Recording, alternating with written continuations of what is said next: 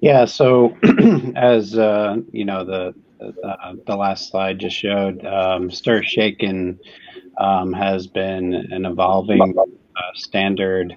Actually, as the name implied, there's two parts to the stir shaken standards, and it really is representing two of the industry standards bodies that have been hard at work on providing a long-term solution to this problem of trust. So the STIR part of that is primarily the specifications that have been built in IETF, which is an international standards organization, mostly associated with the protocols that happen on the internet, and in the VoIP world are primarily associated with a standard called SIP, which is the most commonly used protocol for telephony equipment. And then on the shaken side, this is a effort that's been developed as part of it's mostly a U.S. effort, although other countries are starting to adopt it. But that work was in the ATIS SIP Forum Joint Task IPNNI Joint Task Force. This is a group of service providers, vendors, large and small, that have come together to work on anything related to network related issues. And once the robocall thing gained a lot of prominence in the regulatory discussions and the discussions among folks that just were sick of robocalls, it became one of our top initiatives. So in Stir Shaken, we use protocols that are developed on the IETF side, and Shaken provides, sort of the glue that goes around those protocols. So we have a network related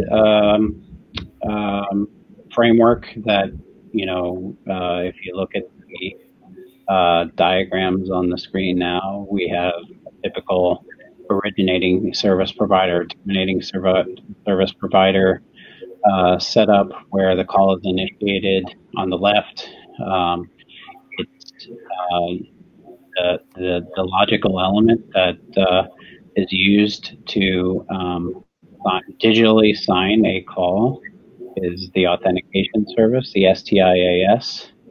And then the call is passed to the terminating provider, where we have something called the STIVS, which is the verification service that can get a certificate from the certificate repository and verify that the signature is valid, verify that the certificate is from an authorized provider that has been authorized to participate in the telephone ecosystem. And then the verification then can be represented to the end user. So it's sort of like, if you go back to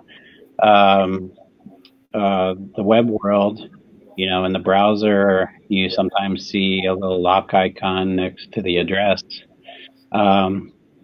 This technology is very similar to what we're doing. It's part of a public key infrastructure, PKI, or the standard associated with that is X509.